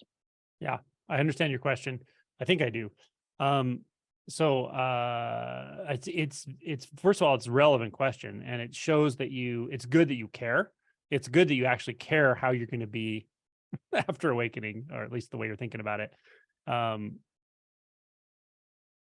I'll say something. I don't know if I've said it in a Q&A in this topic before, but maybe I have. I don't remember saying it. I have good news and I have bad news. The good news is I can give you reassurance, but I can't give you a guarantee. The good news is I totally trust this process. Obviously, I do this all the time, and I work with people at all levels, and people go through this all the time, and it turns out okay. It turns out more than okay.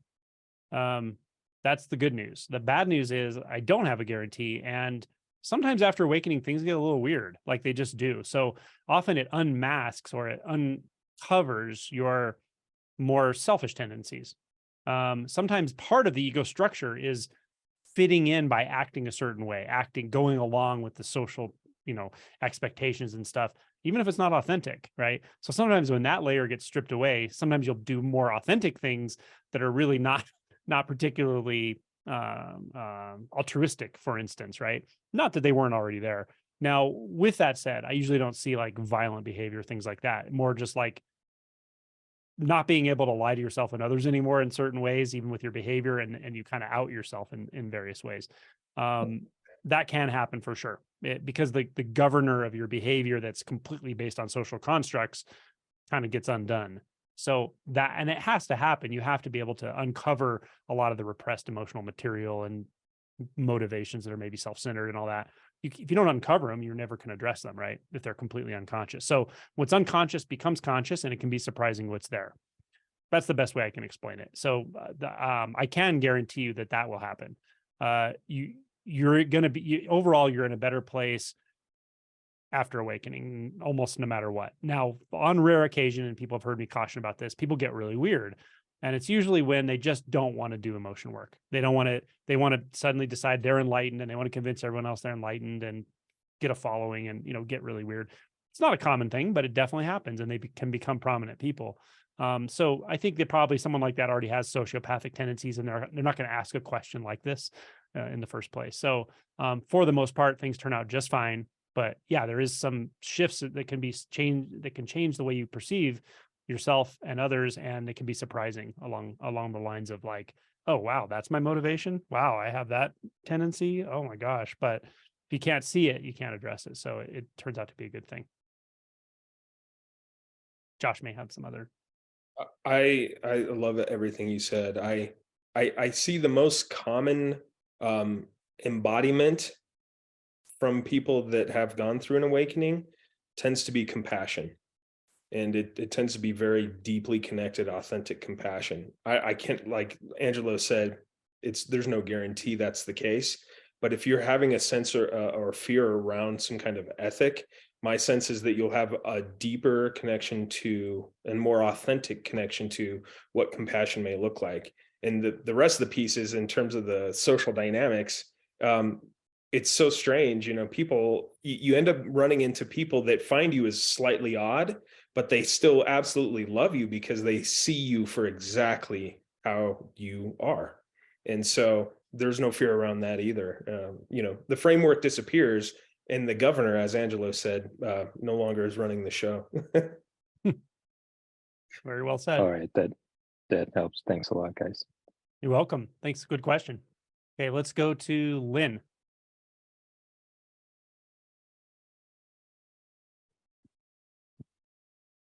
You surprised me. Hi, Lynn. I thought I was going to be last. Hi. Hi.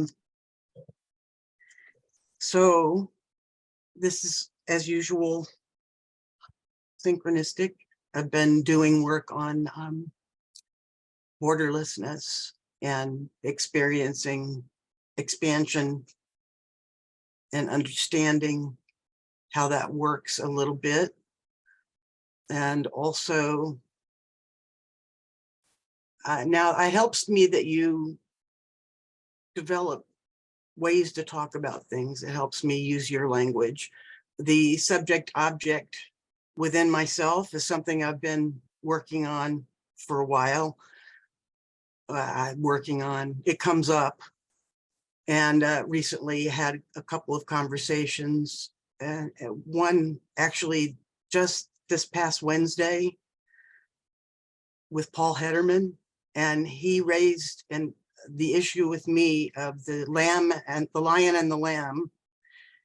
He's talked about it before, but this was directed at me, and I didn't expect it, but I experienced something different. I had already been seeing thoughts and ego functionality and seeing it as separate and automatic.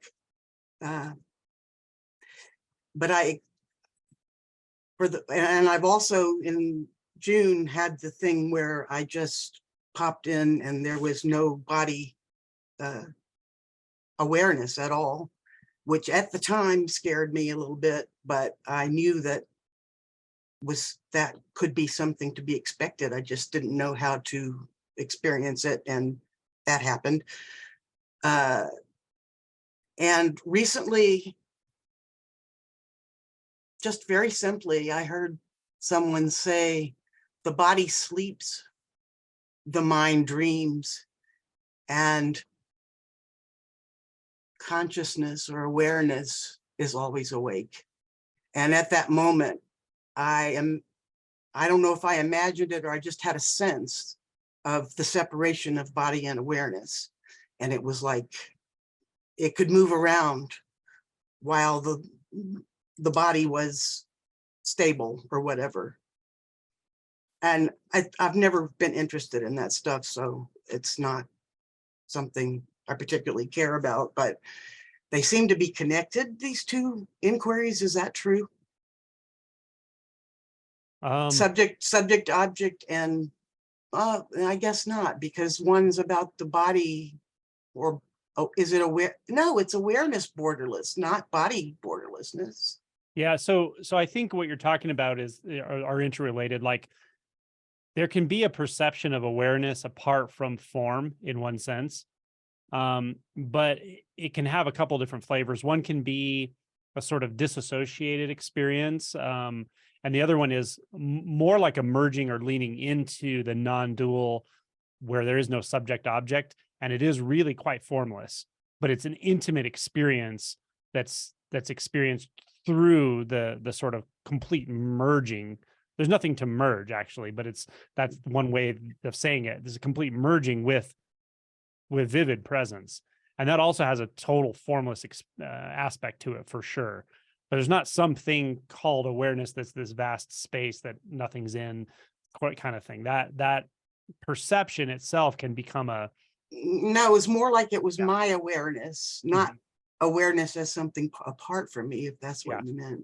Yeah, and did it feel intimate? Yes, but it went away really fast. It was like it was like something lifted a blanket for me and let me peek in, and I was like, what? So I mean, yeah, I already know that what I thought I was never even existed, but now I'm coming at it from another direction, and I'm not there as the original revelation, and it just seems.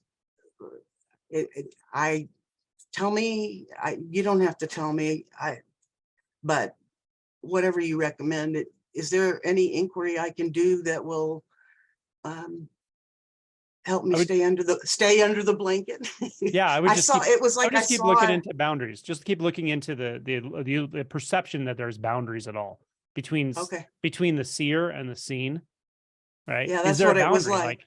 Yeah, It was like I, who I really am, was seeing I, who I thought I was, sitting in my chair, writing notes. And I was like, that was like I'll say dream. Everyone talks about. It was like it was a story or a picture, a cartoon, but it was very subtle, very quick. yeah. Is that? And is it that- tends to come and go. Okay. Yeah, I don't want to like solidify that experience for you as something to Thank chase in you. your mind. Thank you. Yeah, you don't want to like think about it, remember it, and try to get back to it, because that's No. not really the right practice. But it is definitely a taste of that boundlessness, and looking at the subject object experience and seeing how that's constructed and if it's actually there at all can be another way. It can come and taste like that, and then it can just kind of replace experience too, and it can be subtle. So again, try not to like compare your experience and your immediate experience with some idealized experience or your own previous experience. Yeah, because Just there's do no what I'm no doing, previous. Just do what you're right? doing. Yeah, there's no previous Okay. experience. Yeah. But is it okay? Because the major shift that I had, I purposefully did not write anything down. Mhm. Now I don't remember a lot of the details that would be juicy, but who cares, right? It Yeah, was an you're experience. better off. Yeah. So I didn't do that on purpose because I knew it would put concepts in my mind. And I wonder if, isn't it okay? Because I keep hearing it's okay to refer to a glimpse, the part of the glimpse that was timeless. Well, everything's okay. I Like, feel it's like okay to I'm do whatever. referring back to, I'm referring constantly because it's there. I can't, when I go to myself, it seems like the glimpse is there hazily in the background. And so I want to make sure I'm not screwing myself by solidifying, like you said, something. Well, It was so it is- timeless. And so I think it wasn't just a thought.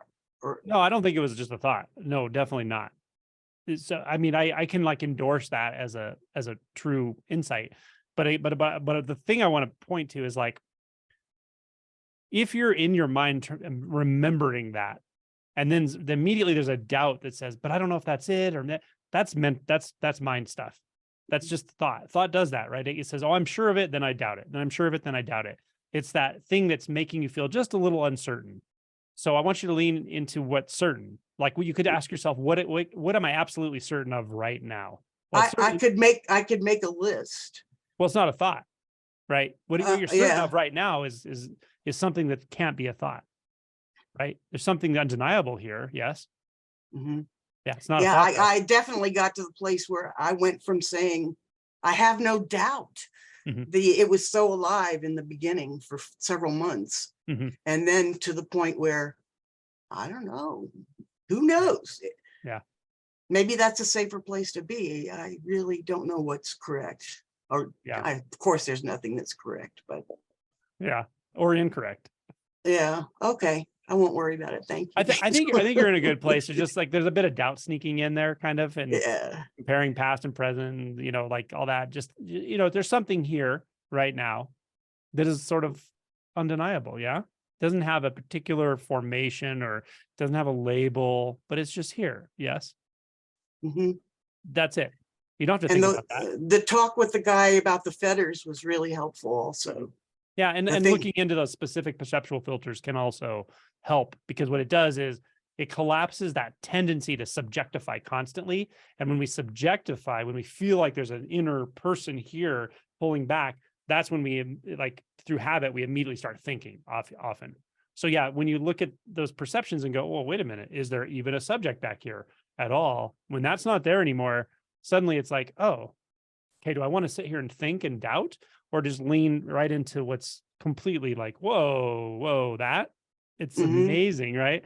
So yeah, those can be helpful as well. Okay, real quick. My body's been an issue my entire life. I have had an intuition.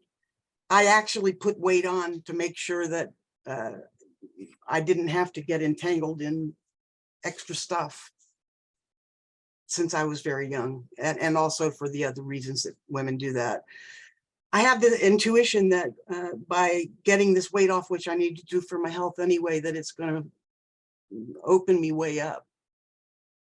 Do you have any sense of people's main issue, say, when it dissolved? Because when I got into the non-duality thing, I was barely eating. I was barely sleeping. And the weight just started coming off. I didn't care. It's not like I was not taking care of myself. I was drinking my green drink, but it just. Yeah, maybe Josh has something to say on that. Well, I do want to let you know that you got to play a little bit of cosmic peekaboo. That's one of the ways I like to look at the glimpses, if you will. And the biggest message I have for you, Lynn, is that you can treat this like a game. It can be fun, it can be light, and then what that does is it lowers those stakes that the thoughts want to invest in finding out what it means, or if it's done right, or if this is the wrong approach.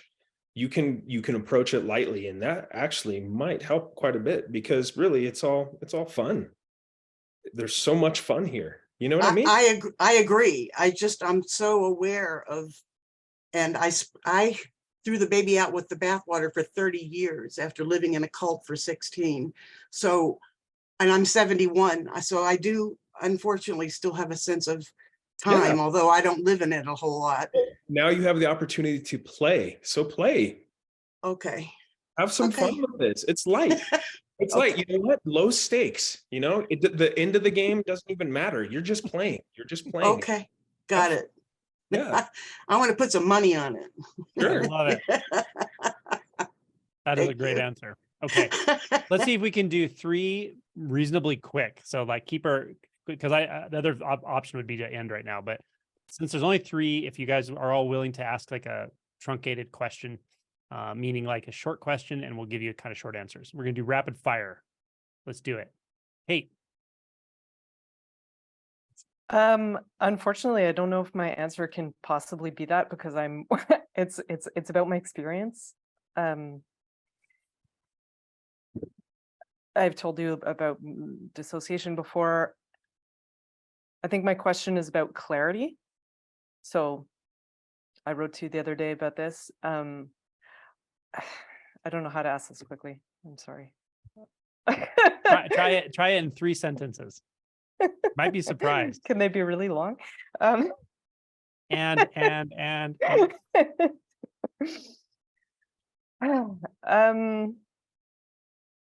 okay, well, often my experience is I don't know what the fuck is going on with my own experience. So it's like, I don't know, I hear teachers say like, well, you're here, right? You're alive, right?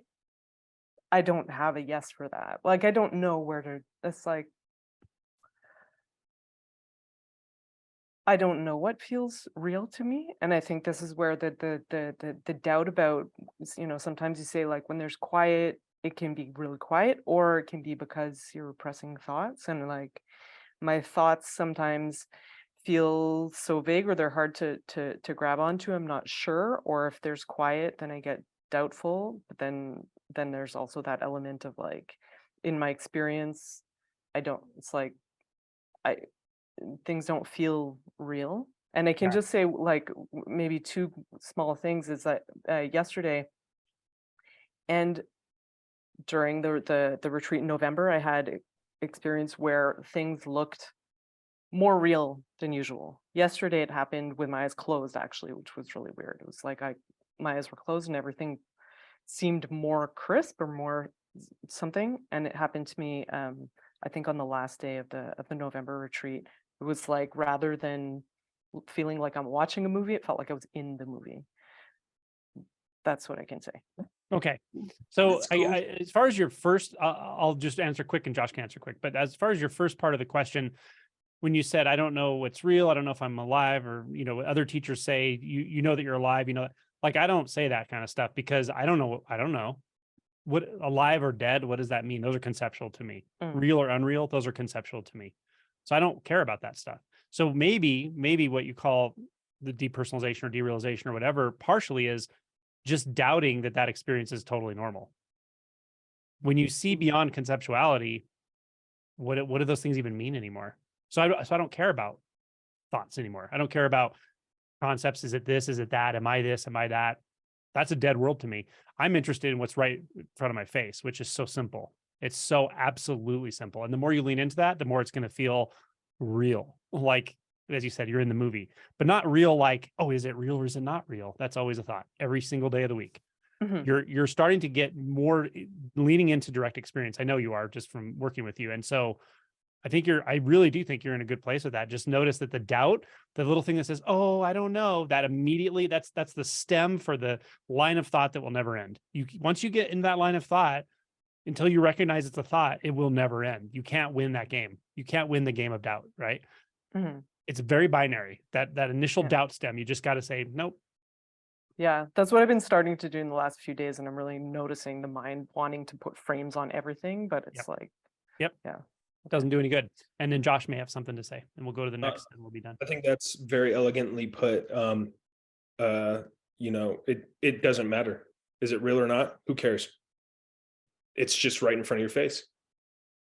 I think the question is more like, it doesn't feel clear to me. And there's, I guess my understanding is that as this progresses, things should feel more clear, and it doesn't feel clear. It feels like I think what Angelo tapped into is it's probably the lack of clarity is coming along with the doubt. Yep. And as you said, like you said, from what I understand, it's supposed to be clear. Right. Have you heard me, Kate, say, don't compare your experience to something someone else has said? Yes. That's exactly what I mean. If you look at your experience and go, well, wait a minute. Oh, Rupert Spira said that you should absolutely know what awareness is like. That's just a doubt. It doesn't matter what flavor it is. It doesn't matter what story it's telling. It is simply a doubt. The moment you recognize, okay, that's a doubt. Do I want to get on the doubt train and think endlessly, or just stop? Right. That's the skill for you that I think would be so helpful, is just to, you could call it trusting yourself. You could call it non-conceptuality and just leaning into the senses. You could call it trust. You can call it a million things, but it doesn't, even that, don't label it. Just do it. Yeah. Okay. Thank you. Thanks, Kate. Awesome. Yeah. As always, I appreciate your questions and input. Okay, Mike. Hey, Angelo. Hey. I'm back. So I'm a few days out of the retreat. My TM is still broken, by the way, which is not a bad thing, I see. I've been following your instructions, just seeping, letting it seep. Just an interesting, I don't really have a question. Maybe I do, I'm not sure. Maybe something will arise out of this. It's a question. What I noticed when I came back to the real world was I'm a data analyst by my profession. I had to talk to the part of my brain out loud to try to figure out what I needed to do for work. Yesterday, I found that really interesting. Wow. Really, really interesting. And it's almost like I was having a conversation with some part of my brain. I sat and talked to my dog. And it wasn't me talking. It was something you had mentioned, that you don't ever prepare talks. And what I realized when I was talking to my dog and actually communicating was that I had had that experience before, years ago, when I used to lead a church group. That's when I still had religion. I would speak and the words would just come from stillness. I think I know what that means now, and I can identify that place inside of me that was cleared during retreat. I'm at a loss right now, but really, I guess I'd like to hear both of what you have to say about sinking in, seeping in the stillness. I had this idea today that it would be beneficial for me to do that all the time, even with my eyes open, and actually act from that place. Act. I think that's maybe what you meant, but just a little bit of clarification around that. Sure. Josh? Yeah, this is an aspect of life as improvisation, where you are so present and so intimate that whatever comes is what's coming through you. It's that utter state of creativity, or however you want to look at it. It's the muse. Yeah. And we don't claim ownership over it because it is not ours. There is no I, you know what I mean? And so I think with that seeping that you're talking about, or steeping, Steeping. It's steeping, not seeping. it's both, right? I will say that here's the beautiful part is, you know, what if you grow a flower and you can see the bud about to bloom, what do you do now to get the flower to bloom? Nothing. So just allowing, let it unfold, let it wash over you, and just be. It's nothing to do, you know. And I think you might have an experience at some point where even working, I'm not working. It's almost like I'm a passenger, you know. Sometimes I'm driving and I'm not driving the car. My body seems to be driving the car, but I'm perpetually a passenger. Even sometimes when I'm speaking, I can hear and feel something very subtly, but I'm like, these aren't my words. This is just coming out. And I think if you allow and steep, if you will, I think the experience will become more vivid for you. I've actually had all those experiences. I've even had the experience of almost knowing what the person was going to say as they were saying it. It's very unnerving. I think you're in a good place. Josh picked up on that really well, actually, even though he didn't talk to you in retreat. And it's just let the experience just carry you. Let the experience carry itself. That's it. And it's I can feel it. It's all around. It's inside you. It's it, and that's it. Don't turn it into a practice. Maybe later on, some time in the future, there'll be a reason to, inquire in a certain way. Right now, no. I've really been enjoying natural meditation. I think it's amazing, and I just for fun, I try my TM mantra every once in a while, and it's not that it doesn't work. It's just that it doesn't need to be there. Right. Yep. It's a bizarre experience. Yeah. And it's like, oh, okay, well, that's cool. That's when natural meditation comes forward and shows you what meditation really is. It's like, it's not something you do. It's not a practice. It's not a doing, right? It's not extra. It's just there. Yeah. Okay. Awesome. Thank you. Thank you so much. Thank you, everyone. Josh, thank you so much. Yeah, this was awesome. Thank you for having me, Angelo. Man, just so good. And we'll do it again, I'm sure. Thanks for, I feel a little bad. I'll be vulnerable. I don't have my cowboy suit on. Why I didn't think to put a cowboy shirt and hat on. I don't even know how I missed that. I'm telling you what, man.